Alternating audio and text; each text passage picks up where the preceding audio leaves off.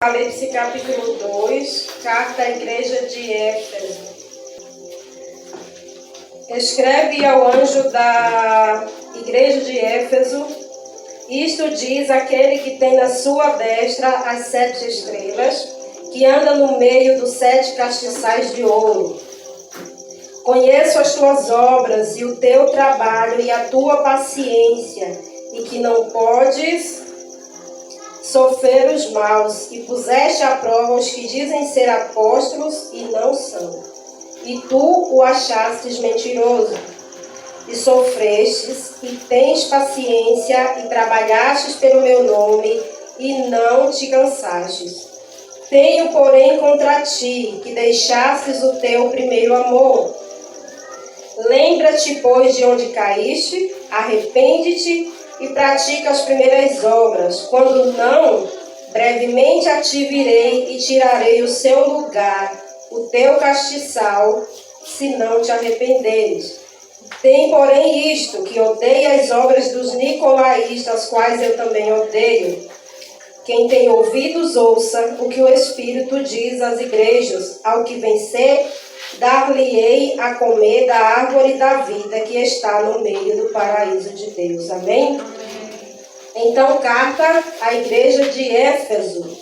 Nós sabemos que João, o apóstolo João, ele escreveu Apocalipse, O Senhor deu esta visão dos acontecimentos dos últimos tempos e também dos vindouros ali também recentemente para aquelas igrejas que estavam se dando início, ali. Então, João se encontrava exilado, na ilha de Patmos, uma ilha, ali vulcânica que se encontrava ali no mar Egeu, Mas João estava ali como um prisioneiro pelo imperador, Domiciano. Então, ele estava ali preso, digamos assim, não em cadeias, mas exilado ali, Então, Deus, ele dá a visão de Apocalipse a João.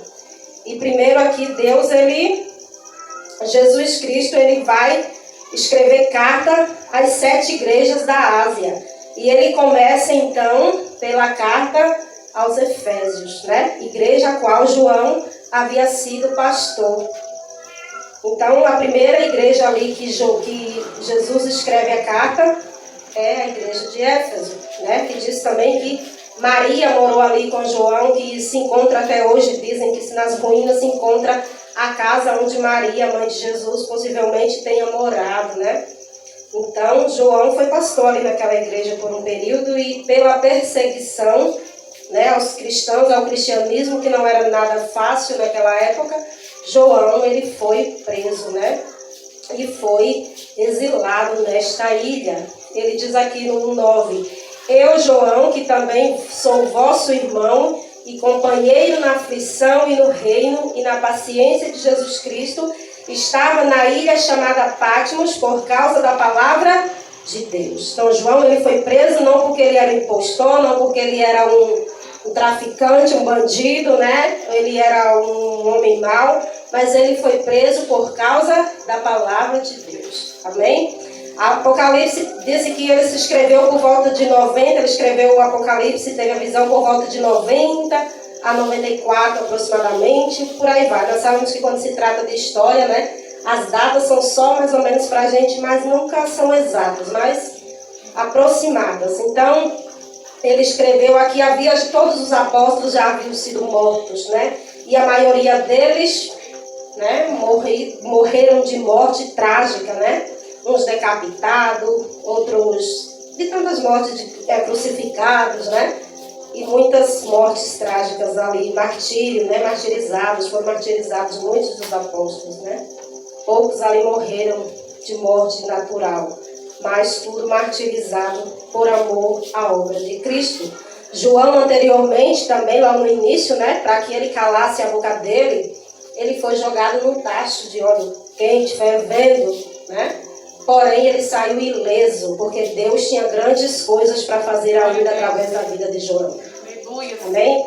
Às vezes você pode estar, nesse momento, você pode estar passando por uma prova de fogo. Mas como disse a Gabriela, não é o fim, vai passar, porque Deus ainda tem grandes coisas para fazer através da sua vida. Talvez a circunstância está dizendo, mulher, homem, cala sua boca. Por que você ainda fala desse Deus? Né? Por que você ainda abre sua boca para falar alguma coisa de Deus se sua vida é só sofrimento? Mas Deus tem algo para fazer ainda através de ti. Você não vai ficar calado para sempre, não. O seu momento vai chegar, tudo vai passar. Amém? Não teve tacho de óleo fervente, não teve perseguição, não teve nada que calasse a boca de João. Não teve nada que calasse a boca dos apóstolos. Eles falaram até o momento da sua morte, mas nenhuma ameaça calou a boca deles. Amém? Aleluia. Ser cristão, irmão, não é uma colônia de férias, não. Jesus nunca disse para nós que ser cristão ia ser facinho. Ah, meus irmãos, vocês vão aceitar a mim, né? Ou eu aceito vocês, e agora tudo vai ser maravilha. Não, ele nunca disse isso. Se esse é o evangelho que você tem aprendido, que eu tenho aprendido, que não é, né? Graças a Deus o evangelho é bem claro pra gente.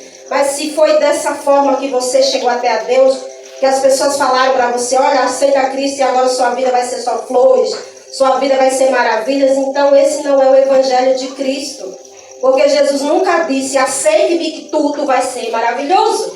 Ele disse, vocês vão ter aflição, vocês vão ser perseguidos. E nós estamos numa mania de achar que, porque eu sou crente, não posso mais sofrer. Que Deus é esse que eu sigo? O mesmo Deus dos apóstolos, amém? Amém. O mesmo Deus dos profetas. E eu e você não somos mais bonitos que eles.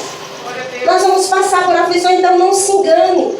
Não pense, mas eu vou ser crente, agora minha vida vai estar tudo flores. Não vai, meu irmão. Crente passa por adversidade, mas a diferença que eu sempre digo, Cristo está conosco em toda e qualquer adversidade, amém? Nunca esqueça disso, você e eu nunca estamos sozinhos, Cristo está conosco. Então Jesus aqui, ele adverte a João, ele fala para João, olha, escreve a essas igrejas, né? A essas 7 igrejas aí da Ásia, que era ali o início, né, do evangelho, quando o evangelho começou a se espalhar e foi alcançando os gentios e foram se formando estas igrejas. Então Jesus já havia, muitas já tinham se instalado há um bom tempo, né, quando ele escreve Apocalipse, já estavam instaladas. Mas ele advertia que os irmãos que eles iam passar em outros, eles, vocês vão passar por provações, vocês vão passar por isso e aquilo. Essa igreja de Éfeso, ela nasceu mais ou menos por volta do ano 50, cerca de 20 anos depois que Cristo havia partido, né? Ido embora. Então, embora essa carta ela tenha um endereço, que é a igreja de Éfeso, aqui o Espírito Santo, Jesus, né, usa o apóstolo para revelar os 7 períodos da igreja de Deus aqui na terra. Né? Alguns historiadores dizem que embora essas cartas tenham endereço, a igreja de Éfeso, a igreja de Tiatira, de não sei de onde, mas essas igrejas, cada uma delas revelaria o período da igreja do Senhor aqui na terra. E se você analisar, você lê, a irmã Selma leu domingo a última carta, né? Se você analisar cada uma delas, você vai ver que existe uma certa semelhança com a igreja de hoje, né? E que em todo o período da igreja do Senhor aqui na terra. Então, todas elas, se você ler, tem alguma coisa que você diz, eu me identifico com isso.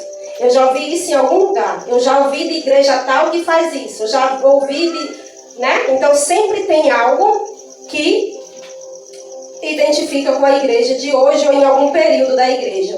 Então, aqui o Espírito Santo, de certa forma, ele revela esse período, né? Da igreja do Senhor em todas as eras, até a vinda de Cristo. Então, a primeira carta foi escrita a Éfeso, né? Que representa também ali o primeiro período da igreja, que era uma igreja fervorosa, né?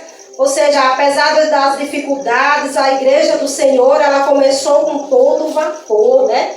Com força. Era perseguição por cima de perseguição, mas neles não deixavam de pregar. Eles não deixavam de anunciar a Cristo ressurreto, né? Eles não deixavam dessa igreja que ela representa, né? Essa igreja do início.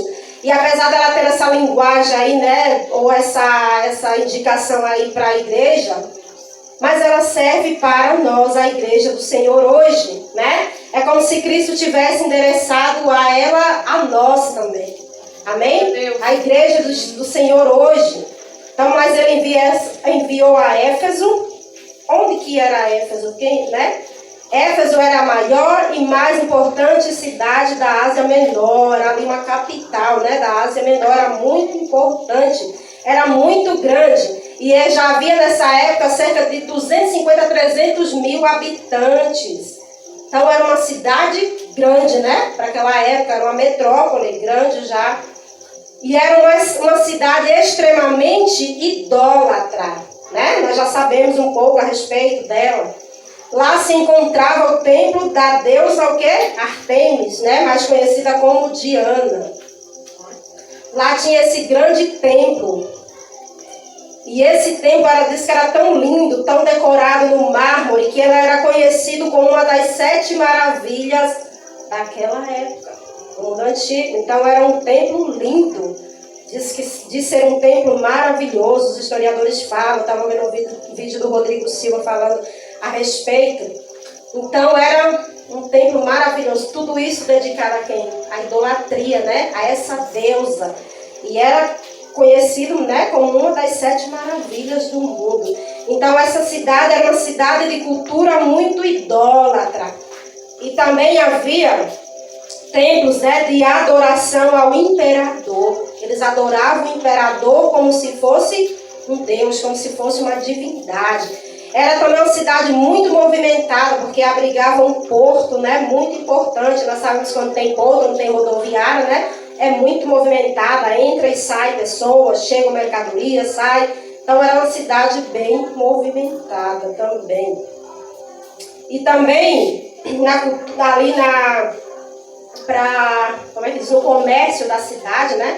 Eles vendiam também muitos nichos da deusa Diana, né? Que ajudava ali a movimentar o financeiro ali da cidade, né? Que até quando o Paulo chega lá, que começa a pregar, né? Que o povo começa a jogar fora os ídolos, queimar os livros e tal, e dá uma confusão total, porque mexeu no interesse deles, né? E isso para eles era inadmissível. Além de estar mexendo com a fé de muitos, né? Tá tirando muitos da idolatria, estava mexendo também no financeiro, e eles não poderiam admitir. Então, era uma cidade muito idólatra. Imagina com um cristão. E às vezes a gente pensa assim, no lugar fulano, onde a gente comentava, né?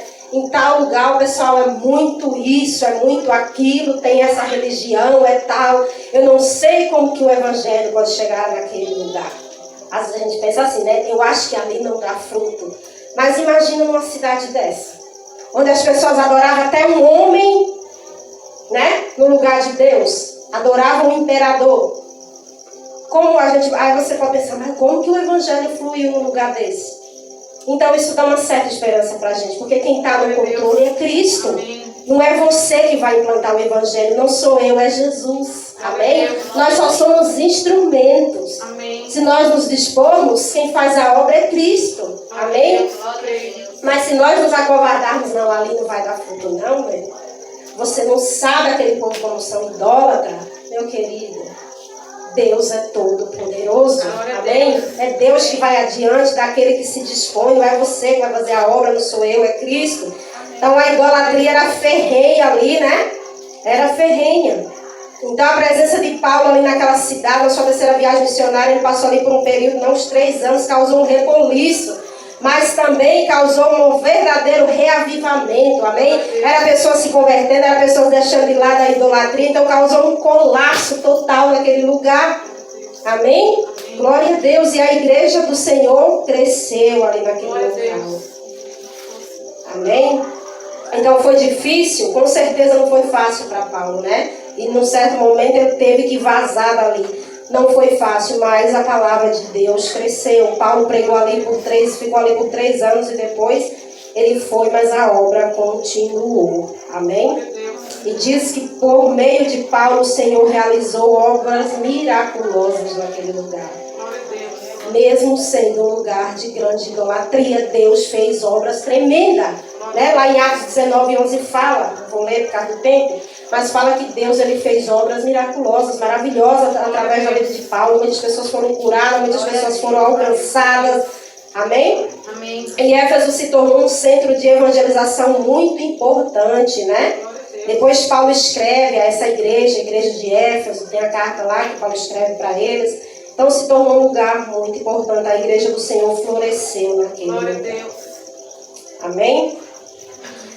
Mas, porém, diz aqui que se passou, né, um bom tempo e aquela igreja, ela careceu de advertência, né? Como muitas igrejas, às vezes, começa a todo vapor, né? E depois, né? Então, aquela igreja, em um certo momento, ela precisou de advertência. Isso já depois de muito tempo, né? Como eu já falei no início, já foi pelo ano 90, alguma coisa, né? Deus usa o apóstolo João para adverter essa igreja. Creio que não era mais os mesmos, né? Muitos irmãos já tinham partido, seus filhotes, seus netos estavam ali para dar continuidade à obra, né? Já não eram os irmãos da época de Paulo, muitos já haviam partidos, né?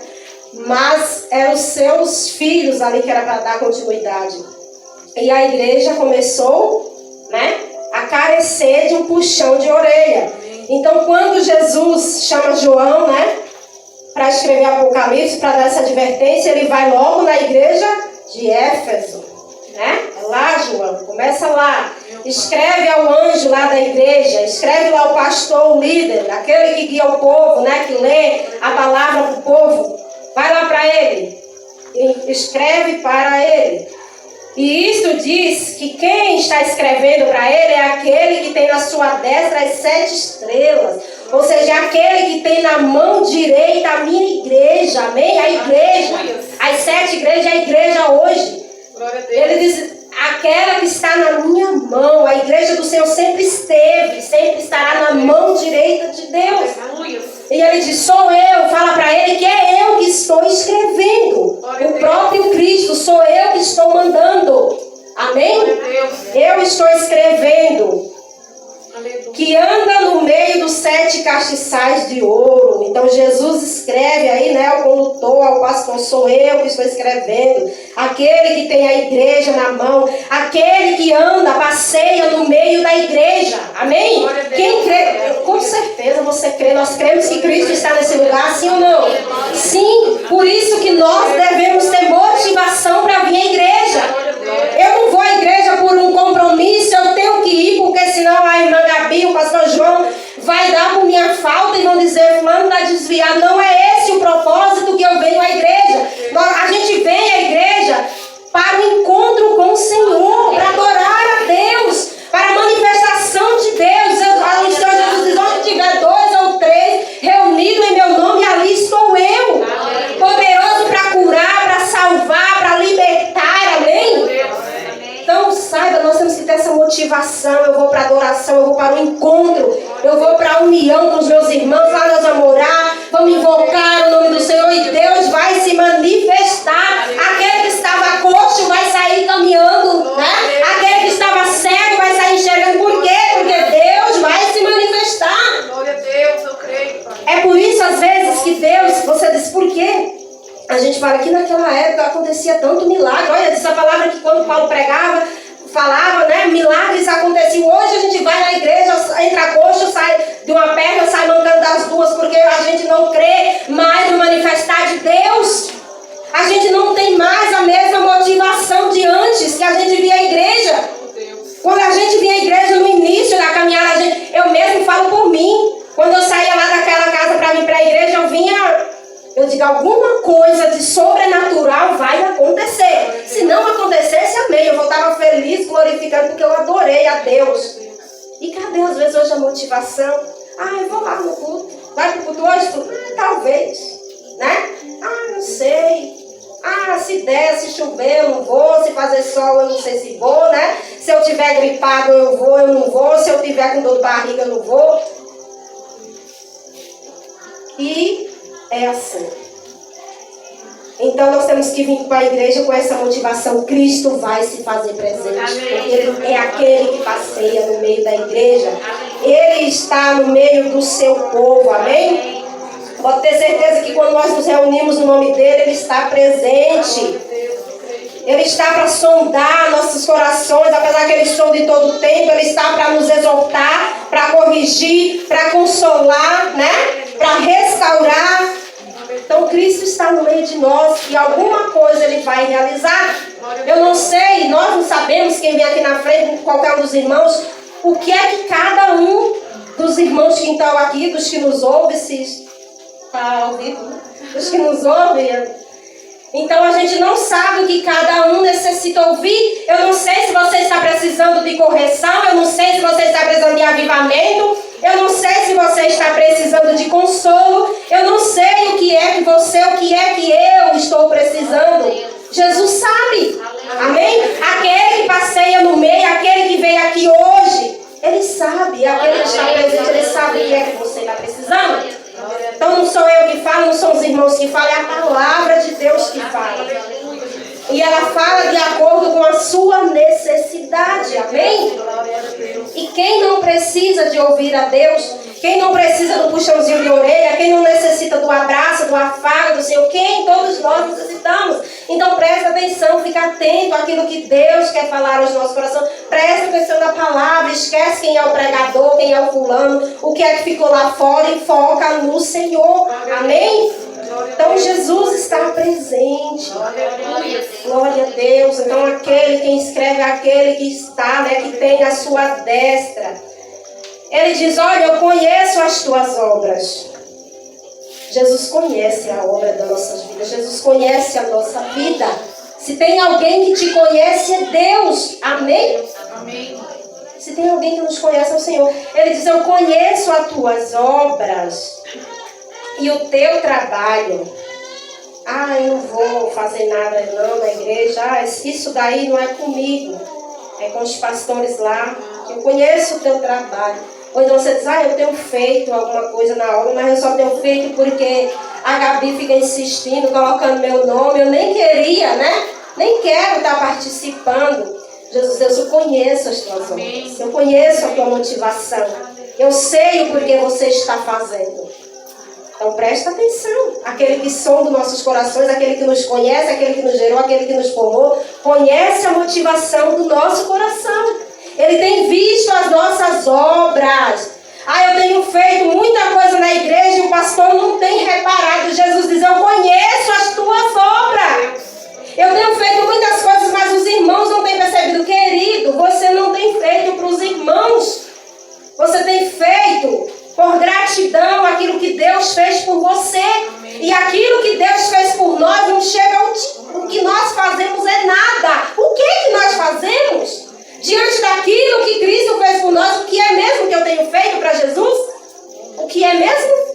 Se eu for analisar o que é, Senhor, que eu tenho feito?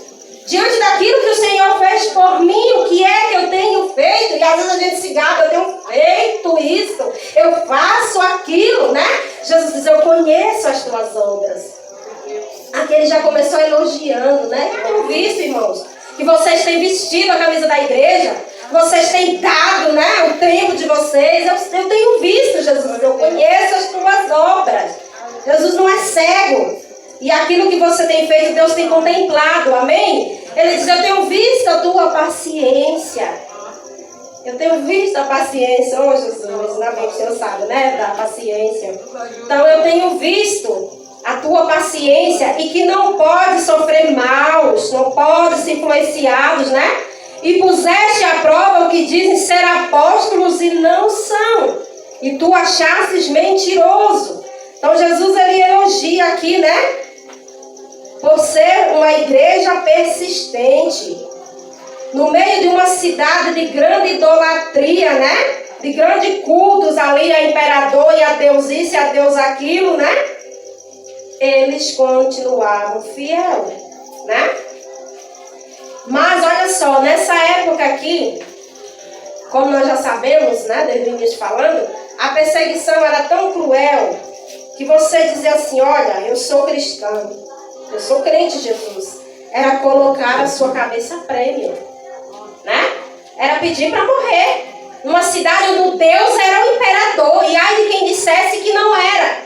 Quem mandava ali era a Diana dos Efésios e abaixo dela o imperador. E você vem para cá e diz, eu sou cristão, o meu Deus é Jesus Cristo. Era dizer assim, olha imperador, corta a minha cabeça. Era pedir para morrer. Mas nem diante de tudo isso, de toda essa ameaça, os efésios não desistiram. Permaneciam firmes, fiéis. Olha só, irmãos, permaneciam fiéis. Né? Então, eles permaneciam fiéis a Cristo e à vocação para a qual eles foram chamados. Eles eram capazes de discernir aqui quem verdadeiramente era apóstolo e quem não era. Se eram fraudulentos, né? Se eram mesmo apóstolo ou não. E era cheio, como hoje, né? Você não vê aí, nada contra, não é criticando, mas a gente vê, o apóstolo fulano, o apóstolo Beltrano, o apóstolo só anda de jatinho, o apóstolo é o tal, o apóstolo é esse, o apóstolo é aquilo. Eu não sei quem foi que falou para eles que eles eram apóstolos, mas eles cismaram que são apóstolos, né? O reverendo não sei das quantas. Então hoje é apóstolo para tudo quanto é lado. Naquela época já tinha uns doutorzinhos que se intitulavam apóstolos sem ninguém dizer que eles eram. Né? Mas eles se intitulavam. E os efésios, eles sabiam discernir quem era verdadeiramente um apóstolo e quem não era. Olha só, eles tinham discernimento. Algo que não pode faltar na igreja de Deus, discernimento. Nos dias de hoje, cheio de falso profeta. Um diz é alto, diz é B, outro diz é C, outro diz é isso, é isso que é certo, é aquilo que é certo. E você fica louquinho da vida. Então nós precisamos de discernimento e fazer que não os crentes de Bereia. Ouviu isso? Corre para a palavra, analisa, está de acordo? Né? Está de acordo? Nós precisamos disso, discernimento e leitura da palavra. Olha, eu vi um pregador fulano dizendo isso e isso que está lá e tal. Vai lá, corre, confere. Hoje você tem a Bíblia toda. Os irmãos só tinham os profetas, o Antigo Testamento. Hoje nós temos a Bíblia completa, completinha. Então alguém, não sei quem lá falou isso. O apóstolo lá, não sei das quantas, falou isso. Corra para a Bíblia. O fulano diz que se eu levar uma vassoura lá para ele orar e não sei mais das quantas, eu varrer minha casa, vai sair as coisas ruins. Corre lá, está escrito. Que se você levar uma vassoura para a igreja e o pastor orar, você varrer a casa, vai sair as coisas ruins. Vai na Bíblia, irmão. Então nós precisamos imediatamente voltar à prática da palavra. Glória a Deus. Os apóstolos ali pregando para os bereanos, os crentes de Bereia, e eles imediatamente corriam para a palavra para ver se estava de acordo. Amém? Eles só estavam pregando Cristo, que Cristo era o profeta que havia de vir, né? Que Cristo era o Filho de Deus que nasceu, que ressuscitou, era só isso, mas eles corriam para a palavra. E hoje a gente vê cada heresia, cada pessoa pregando cada absurdo. Nós precisamos correr para a palavra. Amém? Palavra, irmão. Como foi dita a Gabi, hoje a gente tem tempo de ficar 30, 40, 50, 2, 3 horas vendo série, mais série. Eu como sabão e bebo que boa para desentalar. Se você consegue ficar 4 horas na Bíblia, não fica. Não fica, meia hora você diz, já estou satisfeito. Eu não estou dizendo, irmãos, que a Bíblia vai ser uma coisa enfadonha, você vai comer 24 horas por dia, você está lá com a Bíblia na mão. Aí também, né? Dá um tempo. Mas divide o tempo para tudo.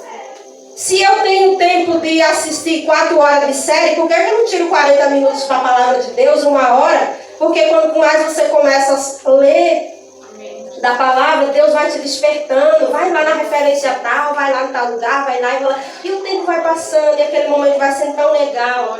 Mas primeiro, dê um primeiro passo, porque se não der, eu estava falando sincero com a amiga essa semana que estudar a palavra de Deus é como fazer exercício físico, né? Se você não disciplinar, entra semanas e mais semanas, um dia você lê e aí vai ler daqui 15 dias, né? Você faz caminhada hoje, vai fazer daqui 3 semanas. Se você não vigiar, é assim. A palavra de Deus é assim também, porque o inimigo ele tem tanta distração hoje para nos desfocar que você o tempo que menos tem é para a palavra. Então nós precisamos correr para a prática da palavra. Falaram isso, corre. Os crentes, aqueles tinham discernimento, né? De saber quem verdadeiramente era apóstolo e quem não era. Porque já havia desses, né? Já havia desses. Na igreja aqui de Corinto, deixa eu ver se eu acho. Coríntios 13 diz assim: porque tais falsos apóstolos são obreiros fraudulentos, transfigurando-se em apóstolos de Cristo. E não é maravilha, porque o próprio Satanás se transfigura em anjo de luz. Não é muito, pois, que os seus ministros se transfigurem ministros da justiça, o fim dos quais será conforme as suas obras. Então Paulo já advertia com os irmãos, porque já tinha esses, né? Por tais falsos apóstolos fraudulentos. Então os crentes lá de Efésio, eles sabiam, sabiam discernir quem eram esses fraudulentos, quem eram os verdadeiros. Era uma igreja rica em obra, esforçada, com paciência. Ou seja, era uma igreja cheia de qualidade, né? Você olhando aqui no início, você diz, mas Jesus, onde é que está o defeito dessa igreja, né? Uma igreja que veste a camisa, que faz, que vai à luta, que anuncia, que tem paciência, que permanece fiel, mesmo sendo ameaçado de morte. Meu Deus, cadê o defeito dessa igreja? Porque se a Gabi não falar comigo hoje, eu não venho para a igreja daqui 3 semanas. Essa é a minha perseguição, né? Esse é o meu desculpa, quem vai pagar é Jesus. Quem vai pagar é a comunhão. Se alguém me ferir, se alguém me disser desse cantinho, já sabe, eu não vou na igreja durante um mês. Comigo é assim, né?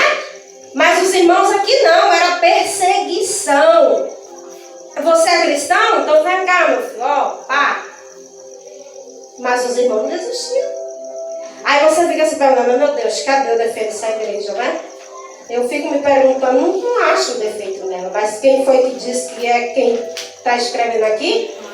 Aquele, né, que tem ela, aqui, aquele que sonda, ele quem sabe de tal defeito, amém? É ele que conhece, né? Às vezes a gente acha, a minha vida está impecável. Eu, meu filho, eu sou uma cristã, top. Jesus conhece o teu interior, o meu interior. Glória a Deus.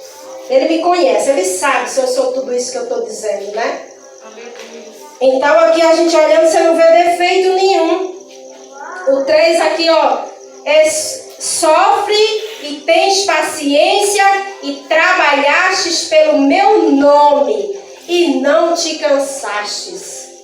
Não se cansava, trabalhava mesmo, arregaçava manga, né? Vestia a camisa, como hoje só vê gente, eu sou da igreja batista, não sei das quantas, eu sou da Assembleia de Deus, eu vesti na camisa, né? Camisa. Eu sou da missão do deserto, né? Tenho um orgulho de expor a camisa, né? Então eles vestiam e iam para a luta, não só vestia para dizer que era, eles vestiam e iam para a luta.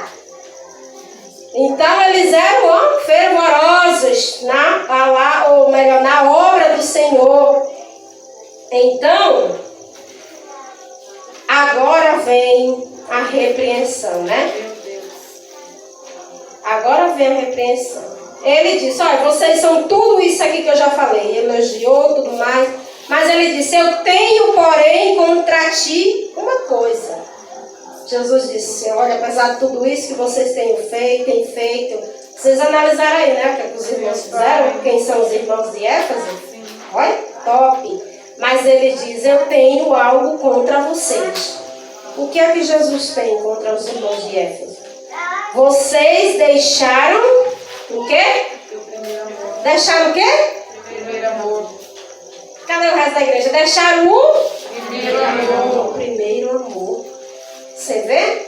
Apesar de tudo isso que eles estavam fazendo, eles deixaram o primeiro amor.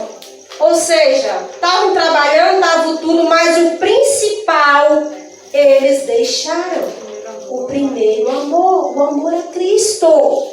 Às vezes nós estamos fazendo, porque o líder disse que eu tenho que fazer, mas e o amor a Cristo? Qual é a motivação que você está fazendo? Qual é a motivação? Às vezes você está fazendo uma coisa certa por motivação errada. Amém? Às vezes você tem feito a coisa certa, mas a motivação está errada. Às vezes você diz, olha, eu tenho deixado, né? Eu abandono minha casa, eu deixo tudo e vou, pá. A Gabi me chamou, eu vou. Eu estou indo, eu vou. Fulano me chamou, eu vou. Mas e a motivação pela qual você está indo?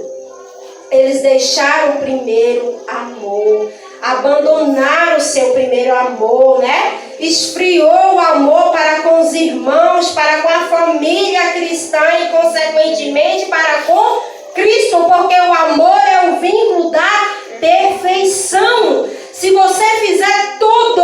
como diz lá em Coríntios 13, até ser queimado. Diz, eu vou dar o meu corpo para ser queimado. Se não for por amor, meu filho, você virou churrasquinho em vão. Amém? A motivação da obra é Cristo. A motivação do anunciar o Evangelho é Jesus. A motivação da tua existência é Jesus. A motivação do seu chamado é Jesus. Amém. A motivação de você permanecer na igreja, de mim, de nós permanecermos, é Jesus. Amém? Jesus. Amém. Ele é o nosso primeiro amor e nós não podemos deixar ele de lado. Glória a Deus, Pai. Ele tem que ser o nosso foco principal, o nosso alvo. Por isso, a palavra que eu dei aqui, eu acho que tem base de um mês que o Senhor deu, né? Olhe firmemente para Cristo. Amém? Autor e consumador da vossa fé. Olhe para Jesus em tudo, olhe para Jesus. Amém. Eu conversava com uma certa pessoa um certo dia desse aí, a pessoa falava, olha, se a gente olhar para certos irmãos, para certas coisas que acontecem com a gente não vai à igreja. Eu digo, meu querido, olhe para Jesus. Quando é que está escrito? Onde está escrito que Jesus disse, olha, espire no irmão do lado, olhe para o vizinho da esquerda, né? Olhe para o fundo. Onde é que está escrito isso? Ele disse, olhai, né? Os hebreus falam, o escritor aos hebreus, olhai firmemente para Cristo. Amém?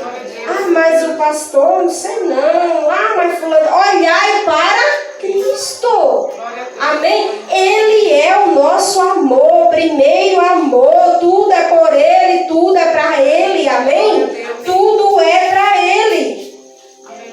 Então os irmãos, eles haviam deixado o primeiro amor. Era isso que Jesus tinha contra eles. Além de ter deixado o amor, né, aos irmãos, a comunhão, consequentemente, nós estamos deixando a Jesus. Quando eu deixo de amar o meu irmão, não amo mais a Deus, né? Porque se eu amo, eu digo que amo a Deus o qual não vejo, né? Eu não amo meu irmão quem eu vejo, como eu posso dizer que amo a Deus o qual não vejo? Já isso que o próprio João diz lá nas cartas. Como eu posso dizer que amo? João ou Pedro, um dos dois aí disse, depois vocês conferem lá na Bíblia de Gênesis Apocalipse. Acredito que foi ele, né? Mas enfim. Então, deixastes o primeiro amor. É isso que eu tenho contra vocês. Isso Jesus estava dizendo para os irmãos de Éfeso. O que será que Jesus tem contra mim? O que será que ele tem contra a igreja dele hoje em Lagoa da Barra? O que será que ele tem contra a igreja dele hoje no Brasil e no mundo, né? Imagina se ele fosse escrever uma carta hoje, pessoalmente endereçada a nós. O que será que ele ia dizer? Olha, eu tenho contra vocês, irmãos de Lagoa da Barra. Vocês, né, fazem isso, fazem aquilo, mas eu tenho uma coisa contra vocês. O que será que ele teria contra nós, né? Ele sabe, eu não sei, mas Jesus sabe. Glória a Deus. Amém? Então uma coisa eu tenho contra vocês, é que vocês deixaram primeiro o amor. O amor é a centralização, né, de tudo, da missão, de tudo. Eles perderam o amor original, a devoção total, né? Ficou no passado. Essa nova geração de cristãos aí de Éfeso, né? Não creio que não eram os velhos, já eram os novinhos. Eles deixaram o amor. Não eram mais como os pais, não foram mais como os avós. Deixaram o primeiro amor. Né? A gente tira pela vida dos nossos filhos hoje. Às vezes a gente é até um pouquinho, né, dedicadinho a Deus. Não tanto essas coisonas, né? Mas os nossos filhos não querem saber de evangelho. Né? Estão nem aí de palavra. Que igreja? Igreja é coisa de gente retrógrada, né? Ah, quem lê Bíblia? Ah, fala sério, eu prefiro um Play, um Free Fire, sei lá, qualquer coisa. A gente vê hoje o amor, ó, né? Esfriando totalmente. Se nós não alertarmos, se Deus não abrir, o que será da igreja do Senhor futuramente, né? São Jesus. Por isso que, como diz a Gabi, a gente tem que investir na vida dos pequenos, ministrar, declarar palavra, o Espírito na vida dessas crianças, porque eles são presente no futuro da igreja. igreja, amém? Verdade, Pai. Porque a gente vê hoje, lamentavelmente, assim, os filhos não querem saber. Então, os filhos aqui dos cristãos de Éfeso, Deus abandonaram o primeiro amor. Ainda continuavam ali, né, fazendo a obra, assim, mas sem motivação, né? Eles estavam como um casal que começou o matrimônio, o casamento ali, né, a todo vapor. Era beijo pra lá, era beijo pra cá, era vai pra aqui junto, vai pra lá, de mãozinha dada. Hoje eles continuam fiéis um ao outro por causa do geramento do matrimônio, mas aquele tchan, aquele amor do início, ó, mingou, né? Não acontece isso com muitos casais? Com a gente acontece. Se a gente não vigiar, filho, o casamento vai esfriando, vai gelando. Quando percebe que não está dormindo num quarto, outro no outro, né? E só estão juntos só por aparência, para dizer que ainda são um casal. Mas a vida só a graça de Deus. E às vezes dá pompa de casal perfeito, né? Eu vejo uns aí no Deus namorado em comunicação. Eu ria de um jeito, meu pai, que Senhor perdoa, Jesus, quem sou eu para julgar os outros. Mas a gente via uns casais nos Facebook, só declaração de amém, Jesus. Que eu digo, concretiza assim, essas declarações da vida desse povo na minha vida. Né? Porque às vezes acontece isso, a vida não é tão aquelas maravilhas que a gente prega, né? Às vezes um pregador prega maravilhosamente bem. Vai lá viver 2 dias na casa do pregador, vamos lá, né? Conheço, aí Jesus está dizendo, olha, o pregador eu conheço, viu? Tuas obras, eu sei, lá na tua casa quem tu é, né? Então às vezes a vida é assim, irmão, se a gente não vigiar, acontece no casamento, acontece na vida cristã também, né? Às vezes a gente começa num tchan, começa numa alegria, ó, tô aqui pra tudo que deve, tô junto. E chega um tempo que você fala, olha, fulano, bota lá o meu nome na escala, porque, ó, eu tô pela misericórdia, viu? Hoje, na minha casa, às vezes tá uma luta pra me meditar na palavra, porque é igual porta de abelha. Não que eu não gosto de receber visita, eu gosto, mas tem hora que a gente às vezes quer um pouco de privacidade, né? Para meditar na palavra, para orar, e não tem. Às vezes quando eu estou orando, chego lá, oi, meu Deus, fulano, eu levanto da oração e já vou lá, porque desfoca a gente. Eu louvo a Deus, né? Porque Deus deve estar me capacitando para alguma coisa, meu pai, não sei. Quem sabe não vira um livro de uma base, algum livro. Glória a Deus. Né? De uma base missionária, vou viver no Bucubu, quem sabe, né? Deus tem algo para as nossas vidas. Às vezes Deus está dando capacitando no momento, eu não estou entendendo, né? Eu digo, Senhor, Robson, você parece até que não gosta das visitas, eu gosto, amo as visitas, mas tem hora que eu queria um pouquinho de tempo para estudar, né? Televisão 24 horas, visita 24 horas, às vezes fica difícil, mas louvado seja Deus por tudo, né? Mas olha, irmãos, voltando aqui o foco, já estou terminando. Então Jesus disse, olha, tenho isso contra vocês que vocês deixaram o primeiro amor, né? Não tem mais aquele amor caloroso do início. E aqui vem, né? Aqui ele vem a advertência. Ele corrigiu e agora ele vai advertir. Lembra-te, pois, de onde caiu. Onde foi que você caiu? Onde foi que eu caí? Onde foi? Então ele diz, lembra-te, povo de Efésio, de Éfeso, irmãos de Lagoa da Barra, Lenilda, lembra de onde você caiu? E ele diz, arrepende-te. O que é que eu preciso me arrepender? O que é que está acontecendo comigo que eu preciso me arrepender? O que é que eu tenho feito que eu preciso de arrependimento? Então aqui ele diz para os irmãos, olha, eu tenho isso contra vocês. E às vezes Deus está esfregando na minha cara e na sua. Olha, Lenilda, eu tenho isso contra você. Arrependa. Arrependa. E você, ó, ajeita o cabelo, né? Mexe com a sobrancelha. Não, comigo não é. Essa palavra não é para mim. Jesus está falando comigo. Às vezes Jesus está advertindo. Olha, você precisa mudar nisso, filha. Você precisa, Lenilda, mudar nisso. E eu fico fazendo vista grossa. Então ele advertiu. Olha, lembre-te de onde você caiu. O que é que você tem feito de errado? E volta à prática das primeiras obras. Ou seja, te conserta, minha filha. Te conserta, crente.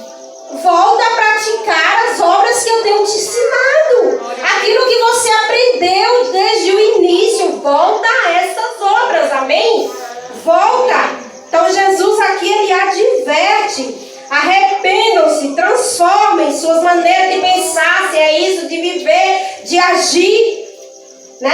Ele adverte, reflitam sobre onde foi a sua queda. Volte à prática das primeiras obras. E ainda ele diz aqui, ó, se não eu venho a ti, né? Virei a ti e tirarei o seu lugar, o teu castiçal, se não se arrepender. Então ele quer dizer que se não eu venho a ti com julgamento. Se não eu venho a ti com a punição. Né? Às vezes, irmãos, com essa maneira, não estou dizendo que não está certo, né? A gente prega a graça de Deus, o viver pela graça, né? Porque pela graça, pela obra do Senhor, nós somos salvos. Mas às vezes nós temos entendido a graça de uma maneira errada. A gente acha que porque Cristo nos salvou, agora Jesus já morreu por mim, eu já aceitei, agora eu posso viver subindo e descendo da maneira que eu quiser, porque está tudo pago, está tudo certo. Né? A gente tem entendido a graça desse jeito. Agora eu posso fornicar, eu posso fazer o que eu quiser, eu posso ir para a igreja de biquíni, porque Cristo é meu brother, Cristo é meu amigo, né? Eu posso ir da maneira que eu quiser, eu vou para o encontro com o meu parceiro. A gente tem visto Cristo dessa maneira, né? Eu posso ir de camiseta, de shortinho, eu estou indo para casa do meu brother. É dessa forma que a gente tem visto Cristo. Eu na igreja eu canto, mas aqui fora eu posso pintar, eu posso bordar, porque tudo é graça. A gente tem vivido dessa maneira. A igreja do Senhor hoje é assim. Infelizmente, a gente não adianta a gente fechar os olhos e dizer, não, mas irmã, tá tudo certo, não tá certo não. A gente tem vivido de qualquer maneira. Né? Infelizmente, quando eu digo a gente, não estou apontando ninguém. Deus conhece o coração e sabe de cada um. Quem sou eu para dizer? Estou falando de mim, né? Então lembra-te, pois, de onde caíste, arrepende-te e volta à prática das primeiras obras, porque senão eu virei a ti, se não te arrependeres. Né? Vocês têm, porém, algo que odeia a obra dos nicolaítas, que eu também odeio. Né? Era uma seita ali herege que tinha se infiltrado, uma heresia que tinha se infiltrado no meio do povo, que era justamente, não vou coisar porque eu tenho já, mas era justamente isso, ensinava o povo a viver um evangelho light, a gosto do cliente, né? Vocês podem fornicar, o que importa mesmo é isso e aquilo, é o espírito, o corpo, vocês podem fazer o que quiser, não é que tem acontecido hoje? Irmãos, se importando vocês vão para o céu, mas o corpo de vocês é de vocês, seja feliz. Se é para amar um homem, pode amar um homem, outro homem. Se é para amar uma mulher, pode amar, minha filha. O que importa é você ser feliz. Não é isso que tem sido pregado hoje? Não estou dizendo não literalmente nas igrejas, mas o mundo tem dito isso. O que importa é o amor, é a felicidade, é você marquei, você sendo feliz, meu filho, os restos dos princípios que dane-se, desculpa a palavra, né? Você sendo feliz, meu filho, para com isso. O que importa é ser feliz. Né? Você pode ter relações no casamento, o que é que tem? Como é seu, filhinho, filhinha, né? Você pode andar peladinho, peladinha, do jeito que você quiser, o corpo é seu. Hoje é isso que o mundo tem pregado. E o cristão tem embarcado na onda. Os irmãos viviam aqui numa cidade idólatra. Os cultos, os banquetes preparados, e era uma forma de atrair também os cristãos, mas eles permaneciam firmes, intactos. O mundo não era atração para eles, o que é diferente hoje. O mundo é atração para o cristão, e o cristão está arranjando uma maneira de rascar o mundo para dentro da igreja, para atrair-os do mundo, e no final das contas tem virado um mundanismo só. E o que era para ser bom, vai para os do mundo vir, os do mundo tem dito, eu não vou naquela igreja porque lá estão pior do que nós do mundo, né? O que era para ser uma coisa atrativa virou uma forma de criticar, e vocês sabem que o inimigo só quer o pé, né? E aí vai, meus irmãos, mas ele disse, quem tem ouvido todo mundo tem, orelha. Alguém está faltando ouvido aí? Não, né? Todo mundo tem. Você está falando ouvidos espirituais. Se você tem espírito, discernimento, você tem o Espírito Santo, entenda o que o Espírito está dizendo à igreja. Amém? Quem tem ouvido, ouça. Ao que vencer, né? Ao que vencer, dar-lhe-ei a comer da árvore da vida que está no meio do paraíso de Deus. Não que você vai vencer com as suas forças, não que você tenha que lutar, porque, para ser salvo, porque Jesus já fez a obra, mas Ele nos chama a viver de forma santa, amém? Ele diz, sede santos, porque eu sou santo. Isso é Novo Testamento, não é Antigo não. Sede santos, porque eu sou santo. Então Jesus nos convida a viver uma vida santa, a viver separados do mundo. Amém? Aquele que vencer, o Senhor dará o direito de comer da árvore da vida. Amém? Aquele que vencer, como Cristo diz, eu venci, estou assentado à destra de meu Pai. Aquele que vencer as tentações, como é que diz? Aquilo que Satanás tem nos oferecido, aquele que resistir, né? Os irmãos aqui resistiam, apesar de terem as fraquezas deles, mas eles resistiam ao mundo, porque aquilo que Jesus havia prometido, Jesus adverte, Jesus deu uma crítica aqui, né? Deu uma dura, mas finaliza com uma promessa, aquele que vencer, né? Será honrado, né? Darei o direito da plenitude da vida eterna comigo, amém? Então, irmãos, que nós possamos ficar com essa palavra nessa noite, que Jesus possa estar falando continuamente aos nossos corações e melhor ainda, que nós possamos abrir os nossos ouvidos espirituais para dar ouvido à voz de Deus, amém? Que Deus abençoe.